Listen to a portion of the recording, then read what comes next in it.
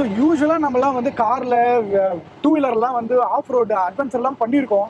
ஆனால் வந்து டிப்பரில் வந்து இந்த மாதிரி ஒரு பயங்கரமான குவாரியில் எடுத்துகிட்டு போகும்போது வேற மாதிரியான ஒரு அட்வென்ச்சராக இருக்குது. ஏன் லாரி டிரைவர்லாம் ஒரு மாதிரி இருக்காங்கன்னு இப்போ தான் புரியுது. உண்மையிலே ஒரு பயங்கரமான கட்ஸ் வேணும் இந்த மாதிரி ஒரு டெரெயினில் வந்து இவ்வளோ பெரிய லாரியை வந்து ஓட்டுறதுக்கு. முக்கியமாக இந்த லாரியில் எவ்வளோ லோடு எடுக்கிறாங்கன்னு பார்த்தீங்கன்னா கிட்டத்தட்ட 50 to 60 டன்ஸ் வந்து லோடை கேரி பண்ணுறாங்க. அந்த 50 to 60 டன்னை வந்து கேரி பண்ணுறதுக்கு கண்டிப்பாக அந்த டயர்ஸ் வந்து அவ்வளோ ஸ்ட்ராங்காக இருக்கணும். ஸோ அந்த டயர்ஸை வந்து ரொம்ப டெக்னாலஜிக்கலாக இம்ப்ரூவ் பண்ணியிருக்கோம் அப்படின்னு சொல்லியிருக்காங்க அப்போலோ. இப்போ வந்து ஒரு water waiting. Oh my god, yes, water வெயிடிங்குள்ளே போயிட்டு பக்கத்துலேயே ஒரு சேரு, அந்த சேரையும் அப்படியே ஃபுல்லாக எடுத்து, மை காட், செம அல்டிமேட். வாவ்.